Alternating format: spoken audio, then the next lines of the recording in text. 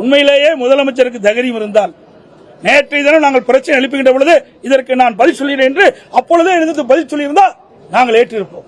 நாங்கள் என்ன கேட்கிறோம், வேற என்ன கேட்டோம்? நடைபெற்ற சம்பவம் குறித்து விவாதிக்க வேண்டும், நாட்டு மக்களுக்கு உண்மை சம்பவம் தெரிய வேண்டும், உண்மை குற்றவாளியை கண்டுபிடித்து தண்டிக்க வேண்டும். இதுதான் எங்களுடைய நிலைப்பாடு. அதற்கு ஏன் தயங்குறாங்க? ஏன்னா ஆளுங்கட்சி சேர்ந்தவர்கள் பல பேர் இடம்பெற்றிருப்பதாக தகவல். அதற்காக தள்ளி தள்ளி போட்டு ஏதோ சாக்கு போக்கு சொல்லி இதை மறைக்க பார்க்கிறாங்க. இது உண்மை அல்ல.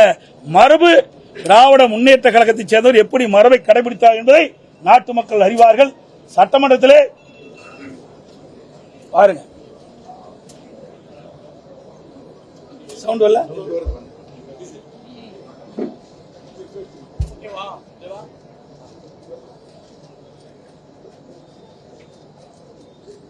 சட்டமன்றத்தில் அப்பொழுது எதிர்க்கட்சி தலைவராக இருந்த ஸ்டாலின், இன்றைய முதலமைச்சர் ஸ்டாலின், அவருடைய சட்டப்பேரவை உறுப்பினர் சட்டமன்றத்திலே எப்படி நடந்து கொண்டார்கள் என்று வரலாறு சொல்லும். என்னப்பா சவுண்ட் இல்ல, ஒண்ணு இல்ல. என்னப்பா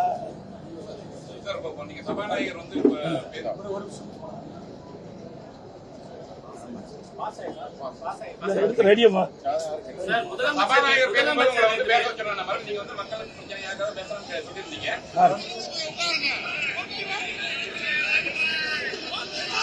சட்டப்பேரவையில் திராவிட முன்னேற்ற கழகம் எப்படி நடந்து கொண்டார்கள், எப்படி மரபை கடைபிடித்தார்கள் என்பதை நாட்டு மக்கள் அறிந்திருக்கின்றால் மீண்டும் மக்களுக்கு ஞாபகப்படுத்துகின்ற விதமாக இதை நான் காட்டுறேன். உண்மையிலேயே முதலமைச்சருக்கு தைரியம் இருந்தால் நேற்றைய தினம் நாங்கள் பிரச்சனை எழுப்புகின்ற பொழுது இதற்கு நான் பதில் சொல்கிறேன் என்று அப்பொழுதே எழுந்து பதில் சொல்லியிருந்தால் நாங்கள் ஏற்றிருப்போம். நாங்கள் என்ன கேட்கிறோம், வேற என்ன கேட்டோம்? நடைபெற்ற சம்பவம் குறித்து விவாதிக்க வேண்டும், நாட்டு மக்களுக்கு உண்மை சம்பவம் தெரிய வேண்டும், உண்மை குற்றவாளியை கண்டுபிடித்து தண்டிக்க வேண்டும். இதுதான் எங்களுடைய நிலைப்பாடு. அதற்கு ஏன் தயங்குறாங்க? ஏன்னா ஆளுங்கட்சி சேர்ந்தவர்கள் பல பேர் இடம்பெற்றிருப்பதாக தகவல். அதற்காக தள்ளி தள்ளி போட்டு ஏதோ சாக்கு போக்கு சொல்லி இதை மறைக்க பார்க்கிறாங்க. இது உண்மை அல்ல. மரபு திராவிட முன்னேற்ற கழகத்தை சேர்ந்தவர் எப்படி மரபை கடைபிடித்தார் என்பதை நாட்டு மக்கள் அறிவார்கள். சட்டமன்றத்திலே பாருங்க, சவுண்ட் வரல.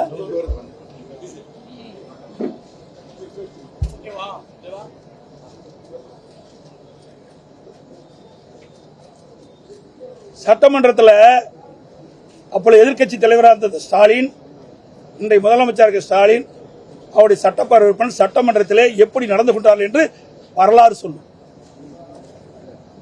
என்னப்பா சவுண்ட் இல்ல, ஒண்ணு இல்ல. என்னப்பா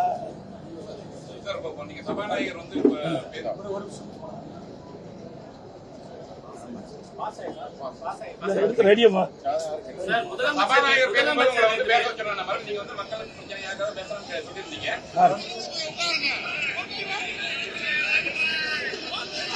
சட்டப்பேரவையில் திராவிட முன்னேற்ற கழகம் எப்படி நடந்து கொண்டார்கள், எப்படி மரபை கடைபிடித்தார்கள் என்பதை நாட்டு மக்கள் அறிந்திருக்கின்றால் மீண்டும் மக்களுக்கு ஞாபகப்படுத்துகின்ற விதமாக இதை நான் காட்டுறேன்.